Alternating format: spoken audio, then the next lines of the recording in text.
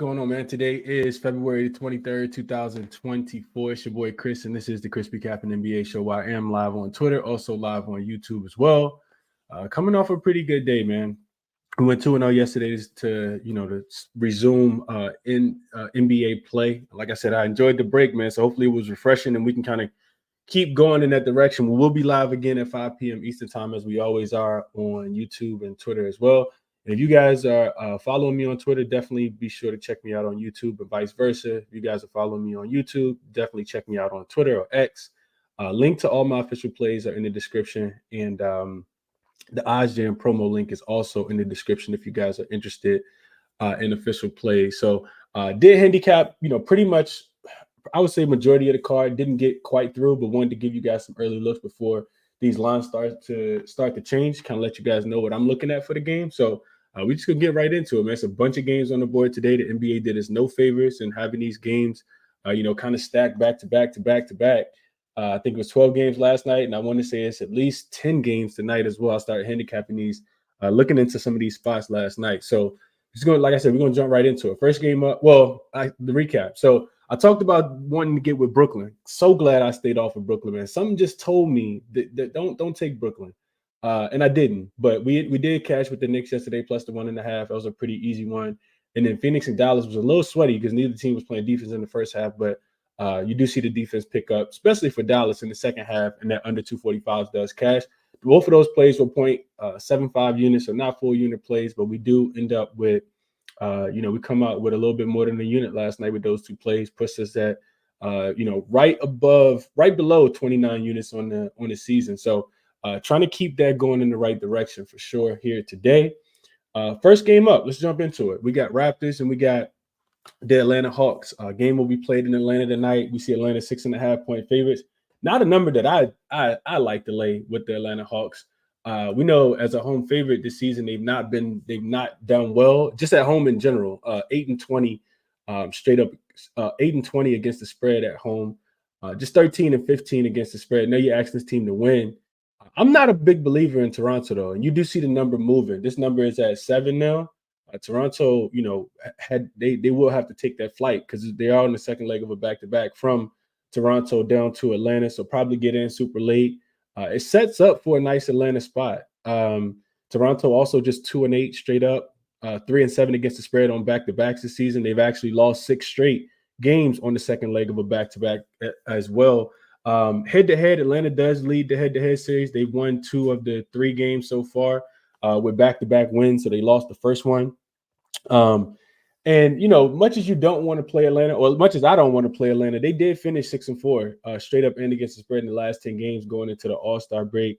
They're getting a little bit healthy. I know Clint Capella comes back in this game. 5-1 straight up and against the spread when they're facing an unrested opponent.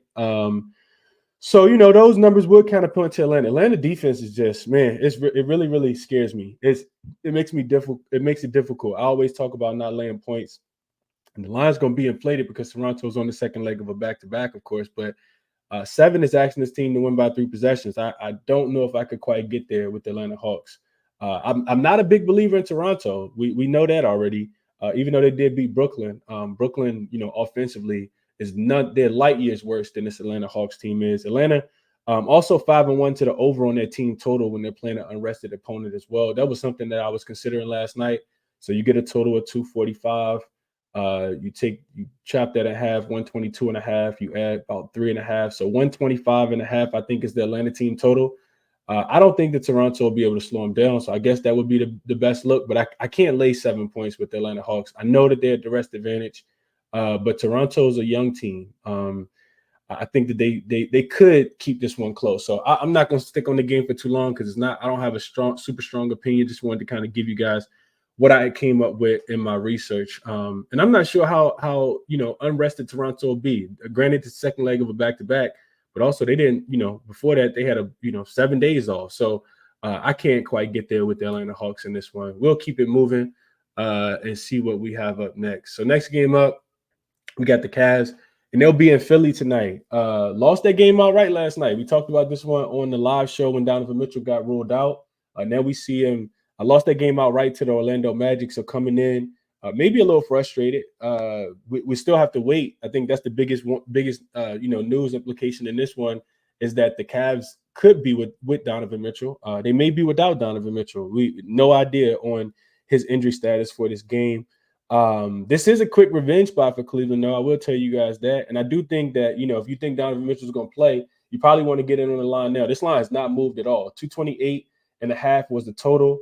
It's 228.5 most books. Down to 228 in some spots, and it opened at 4, and it's still at 4 in favor of the Cleveland Cavaliers. Both teams on the second leg of back-to-back. Of course, Philly didn't have to travel. They lost to the Knicks last night, and Cleveland lost to Orlando in Cleveland last night. On the season, the Cleveland Cavaliers are 4-4 straight up, 3-4-1 against the spread on the second leg of a back-to-back. Cleveland is 14-11 on the road as well, straight up 7-5-1 against the spread as a road favorite. So they have been covering numbers. Philly, second leg of a back-to-back, 5-5 straight up, 4-6 against the spread. They are just 1-3 straight up and against the spread without Joel Embiid, though, on the second leg of those back-to-backs, and 3-11 against the spread in their last 11 games. So Philly continue. We faded them last night, and I think for a good reason. I think you probably continue to fade Philly, but you need Donovan Mitchell in this game, in my opinion. And I talked about the head-to-head spot. Philly just beat. They did just upset Cleveland before the All-Star break. I think it was on the 12th. I think it was 123-121. That game was played in Cleveland, and you see Kelly Oubre, Buddy Hield, Tyrese Maxey. Those guys get hot from the 3-point line for people who remember that game. So I think we see the reverse in this one. This total opened up a little bit lower. I think just looking at the trends, when two teams do play and within a 2-week time frame, the previous game went over. That game flew over the total, 44 points. But when the first game goes over, and then the bookmakers open the total a little bit lower in the next game, within a 2-week time frame since 2013, those games are actually 165, 98, and 9. So that's 62.7% to the under. It's actually happened 9 straight times. 9 straight unders have happened this season in that spot as well. But I do think you got to wait on the Donovan Mitchell news because if you want to take Philly, if you want to take Cleveland, you want him in, of course. But either way, I think Cleveland brings it on the defensive end. I think that they play a little bit better defense in this spot. Philly 4-0 to the under without Embiid on the second leg of back-to-back games. They're only averaging about 105 points per game in this spot. And you got the Cavs. They're 9-1 to the under as road favorites, including 5 straight unders as well. So I think Cleveland picks it back up in this spot. And I think that they're the right side in this game. I just, I want to see if Donovan Mitchell is going to play and then get in on the action. And I do really, I got a strong lean, just, like staying away from the total, the full game under, but I do think it goes under. But looking at Philly team total to go under, I think it's 113.5 right now. And I think their total goes under. So Philly team total under 113.5, I think would be the top look in this game. But like I said, you got to wait on the Donovan Mitchell news. We'll keep it moving because I have been talking way too long on just those 2 games. Next game up. And I don't have a lot on this one, man. The Wizards got smoked last night in Denver. I saw that Jordan Poole was coming off the bench, which is crazy in my opinion. But the Wizards, I know that they didn't win last night, and they are just 1-9 straight up in their last 10 games. But 15.5 is a lot. I said the same thing last night when they were catching 15.5 in Denver. OKC on the second leg of a back-to-back. I think that game last night meant a lot more to them beating the Clippers because that was a revenge angle from earlier this season, which we spoke about yesterday. OKC 22-6 straight up at home, 19-9 against the spread. This has been a really good covering team, but I mean now you're asking them to win by 16 points. I'm not sure, man. I'm not sure. I will say Washington won't have the advantage in fast break points because OKC does a really great job of limiting teams, and that's how Washington likes to get out and play. But I'm not sure how motivated OKC will be in this spot. Now, will they want to win? Absolutely. They will want to win because if they can win and Milwaukee can somehow beat Minnesota tonight, they'll put themselves in a good position to get it a little bit closer to the number 1 seed in the Western Conference at 38-17. However, I don't know if they need to win by this big of a margin. So Washington 18-9-2 against the spread on the road. Even though they didn't cover last night. They didn't cover last night, right? They did not cover. Let's make sure. Yeah, they didn't cover last night because they lost their game by 20 to Denver. I still will have to go back to the well with them in this spot. OKC is the much better team. I'm just not sure how motivated OKC is going to be to win this game by 16 points tonight. So that would be my biggest thought process in this one. I don't think anybody is going to be on the injury report for either team. So yeah, if I had to play this one to beat Washington, I don't really have a strong feel on the total either. Probably would lean towards the under, but maybe potentially something that I won't be able to get to. Washington team total to go under. That's something that we were hitting on right before the All-Star break. We did lose in that last game against the Pelicans. But I think, looking at their team total, like I said, they like to get out. They're one of the best fast break teams in the league. And OKC, one of the best transition defenses in the league. So maybe a Washington team total to go under. Like I said, not a game that I'm super interested in betting. Just wanted to kind of give you guys some quick thoughts there. Next game up, and I didn't break down every single game either. I'll be back at 5 o'clock Eastern for the NBA ChrisBeCappinn show, and we'll go through all the games in full detail. Have a lot more injury news and updates as well, especially with some of the injury reports having to come out for some of these teams on the second leg of back-to-back games. So this is the game that I'm actually interested in. This is the Phoenix Suns and the Houston Rockets. I haven't placed a bet. I haven't placed any bets yet, if I'm being transparent with you guys. But we got Houston. They are 3.5 point dogs. This line is moving. They opened at 3. It's up to 4 now. A lot of 3.5 still out there. Total in this one shot up from 229.5 up to 233.5 as well. So big news for Phoenix, of course, is you probably want to wait on the status of Bradley Beal. He's dealing with the hamstring injury. He also had surgery done on his broken nose over the course of the All-Star break as well. You see Phoenix kind of run out of gas, man. They talked about it in the post-game interviews yesterday. They start quarters terribly and they can't finish. So maybe even Phoenix first half play would be in play just because they, for whatever reason, they're the worst scoring offense in the NBA in the fourth quarter. And you got two of the best closers in the NBA. So it really makes no sense. Frank Vogel is a hell of a coach as well. I remember him coaching my Lakers, when we won the championship in the bubble. Defensive-minded coach, but I mean, Phoenix they're not playing a lot of defense right now. You see Dallas pretty much get whatever it is that they want in that game yesterday, and Dallas was the team that was actually getting stops, in that game as well. So, looking at Phoenix, I know it's the second leg of a back-to-back. They are 7-2 straight up, 5-4 against the spread when they're unrested this season, winning games but with a +5 in point differential. So, in 9 games, they typically win by about 5 points, which is really close to the spread. Looking at Houston, 2-8 straight up. 5-4-1 against the spread when they're unrested.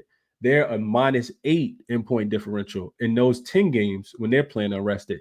Houston is 5-1 straight up, 6-0 against the spread in revenge games this season when they're played at home. Now we know Houston. I talked about it yesterday. I think they were 5-21 straight up on the road, and I kind of heavily leaned towards New Orleans. Ended up not playing it because Brandon Ingram got ruled out of that game yesterday, but they didn't even need him, man. Houston. I talked about Fred VanVleet coming back, not looking like himself last night, and that's what we saw. I think he had like 7 points, a couple turnovers. Just really didn't have a big impact on the game at all. And second game back, now you're unrested. It could be similar thing. So Houston, I do think that Phoenix is the right side in this game. Phoenix is 5-2 straight up and against the spread after a loss in the year of 2024. So they're not losing back-to-back games really frequently. 7-4 straight up, 6-4-1 against the spread is the Phoenix Suns when they're 4-point favorites or less on the road. So they've been covering in these small gaps outside of the one last night, of course. But Houston, 6-2 straight up and against the spread is home dogs of 3 points or less. And now, of course, this number is moved now. So they're 4-point dogs, 3.5 point dogs. But I just think, Phoenix has the clear matchup advantages in this game to me. All of the mid-range shooting that they do, is something that Houston struggles with. They're bottom 10 defending that shot area. Kevin Durant, Devin Booker, I think that they'll be motivated, especially after losing the way that they did to Dallas last night and kind of, not being able to finish. So maybe Phoenix first half, I think, could be the play. I'm just not into to buying what Houston is selling right now. So this game would be Phoenix. I know that they're road favorites in this one. Short road favorites, in my opinion, and probably something I'm going to end up playing a little bit sooner rather than later. I'm not sure Bradley Beal's play. I don't know if they actually need him in this one because I just don't like. I know Houston is a lot better at home. I don't like what they're selling right now. So it'd be Phoenix in this one for me, or no play at all. Phoenix minus the 3.5. Continuing along, Clippers and Grizzlies, not a game that I'm super interested in. I'm not going to be interested in playing the Grizzlies games at all. I already know that. So we get the Clippers coming in here probably for the end of the season. We get the Clippers coming in here, second leg of a back-to-back. They were absolutely embarrassed last night in Oklahoma City. End up losing that game by double digits. Now you see them laying 9.5 points here. Total sitting at 223. Really hasn't moved a lot at all. So injury-wise, I don't think anybody for the Clippers is going to sit, but you could definitely wait for that news. For Memphis, they do get LaRavia. He should make his return. I'm not sure of the status of Brandon Clark, but I thought he was supposed to come back before the All-Star break. So I don't think that he's coming back in this game. I know Desmond Bane is looking like he's going to ramp up and start returning in a couple of weeks as well, is what the injury news has been saying coming out of Memphis. But I'm not sure what to do with this game, man. Memphis is not a game that I'm super interested in. I'll just give you guys some numbers. Memphis, they've never been, this season, a really good ATS team at home, just 11-16 against the spread. They have covered the last three, though. 3-0 against the spread in their last three as home dogs. They're 4-1 as home dogs of 9 points or more. So these are the games they typically cover these big numbers. 4-0-1 to the under when they're home dogs of 9 points or more as well. Because I initially looked at the Clippers team total. I'm like, maybe I'll just get in on the over 116.5 and stay away from the number. But that's not something that I'm interested in playing. The Clippers already beat this team. I want to say they beat them the last two times, and they covered the short numbers as well. The one thing that was kind of promising, I guess, if you do like the Clippers in this one, just a league-wide trend. I looked since 2018 at road favorites that were laying 9 points or more, and they're unrested. Actually 24-14 against the spread, 63.9%. Those games also trend towards the under 22-15-1 to the under 59.5% there. That also applies to the Nuggets in the Portland game tonight as well. These, close to double-digit road favorites that are unrested are cashing 24-14 against the spread. So Clippers could, they could come out here and absolutely smoke Memphis if they really put their minds to it. PG, Kawhi, they just ran into an OKC team that was looking for revenge last night. But 10 is a hefty number. 10 is a super hefty number. You do get them in a motivated spot, though. So I'm not sure what to do with the game, man. Just wanted to kind of give you guys the numbers. I don't think that I'll be interested. I don't think that I'm going to get involved in this one. Don't want to lay the 10 points with the LA Clippers, or 9.5 points with the Clippers in this spot. I think this may be the last game that I handicap. Like I said, I'll come back, and it might be two more games. I think I did go through the Miami and New Orleans game as well. But I'll come back at on the ChrisBeCappinn NBA show and give you guys some more, take a deeper dive into some of these games, look at some of my systems, and probably have a few more plays. But Bucks and Timberwolves, this game will be played in Minnesota. So big news for this. Well, not really big news, but these two teams did just play right before the All-Star break. We were on Minnesota. We were on Milwaukee's team total to go under in that spot, and we got some cash there. Minnesota won that game, pretty easily. I'm not sure if this Milwaukee team are contenders or not. I think that's a question we really got to ask ourselves. They were 14.5-point favorites against the Memphis Grizzlies right before the All-Star break, lost that game outright, man. I know the break can, help you reset and recharge, but it doesn't do that for every team. We saw the Houston Rockets limp into the All-Star break. We see them come out, they get smoked against the New Orleans Pelicans. And this Minnesota team was red hot going into the break. They were super hot, 7-3 straight up and against the spread in their last 10 games. I'm not looking to bet against Minnesota right now. I know that this number opened at what did it open at 4? It's down to 4.5. It's down to 3.5 on some books, down to 4. I don't care where the line goes. I just like the Timberwolves. I don't know if I'm gonna end up playing the spread or I'm gonna just take the team total under for the Milwaukee Bucks, but I'm not interested. I'm not buying what they're selling right now either. Milwaukee's 3-7 straight up and against the spread in their last 10 games. They are 8-1-1 to the under, and primarily because it's their offense that hasn't been able to score consistently. 0-5 straight up, 1-4 against the spread as road dogs this season. None of those numbers say, you know what? Let me take the Bucks in this spot as a road dog. And I'm not, like I said, I'm just not interested in purchasing what they're, what they got at the vending machine.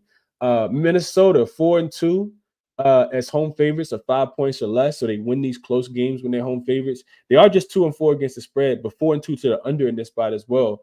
Minnesota has given up 110 points or more just once as a 5-point favorite or less. So I like playing Minnesota when they're short home favorites, right? Like when they're 4-5 point home favorites, when I know that they're going to be playing against a really, good team, because, Chris Finch has talked about this throughout the season. This team just lacks maturity at certain times, but they did, clean up the Portland Trailblazers in back-to-back games right before the All-Star break, went to LA, got a big win against the Clippers, and they got championship aspirations. If you guys go through and, kind of read what's coming out of the locker room, they don't just want to finish as the number one seed and kind of flop in the playoffs.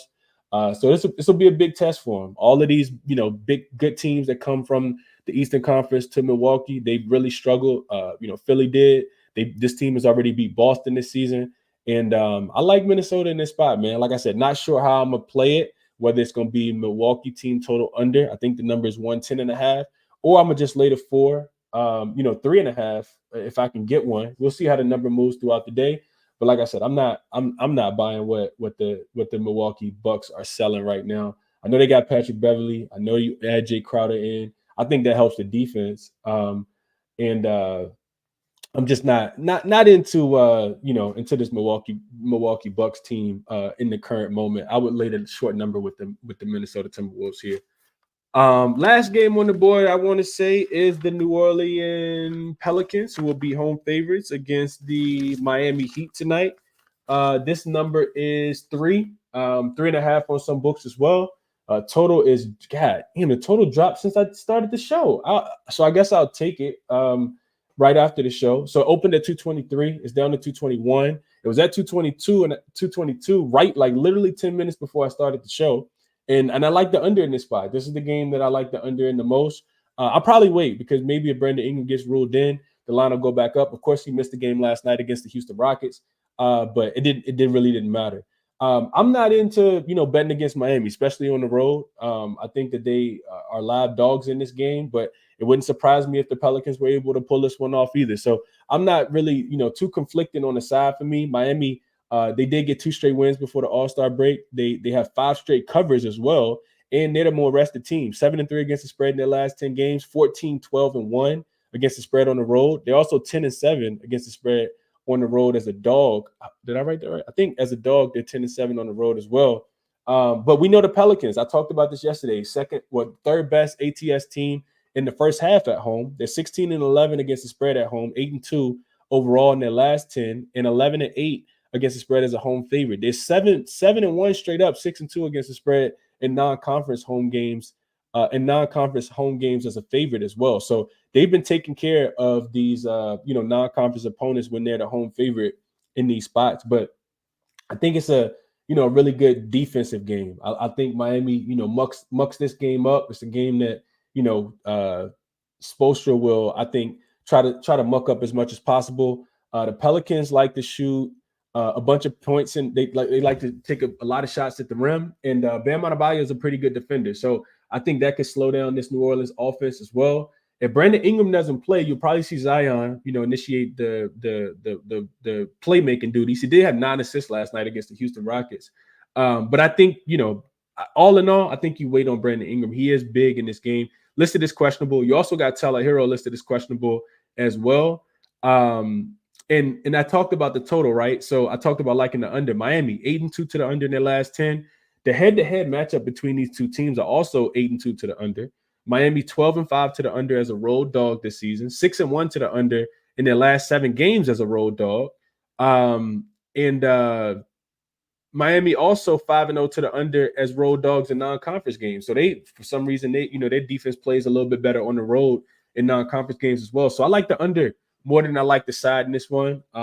Probably gonna end up getting there, but like I said, I want to wait on Brandon Ingram because if he gets ruled in, I think this number goes back up, and then maybe I'll be able to catch a 223, maybe even a 222.5, maybe even a 223.5. So we'll see how that goes. Real quick show. Like I said, I didn't do didn't break down all the games. We still got Charlotte and Golden State which I would lean towards Charlotte in that spot. Don't think Golden State will be motivated to win that game by double digits. Charlotte's been rolling. Don't look now. I know we made a little bit of money with them before the All-Star break against Atlanta, but they went to Utah last night and got an outright win. This team with Trey Mann and Grant Williams, looking better than we thought. Denver, Portland, not a game I'm super interested in betting. You got Denver as 9.5 point favorites as road favorites in that game. And then we got the Lakers. That number went from 9 to 10. LeBron James is expected to play in that game. We'll touch on those games a little bit more against the against the San Antonio Spurs. We'll touch on those games a little bit more later. But do you guys see the top looks here? I talked about these. Milwaukee team total under 110.5. Miami, New Orleans under 222. That number's changed already to 221. But I'll wait on that one. Wait to see what happens with Brandon Ingram. If Brandon Ingram doesn't play, I do think it's going to drop.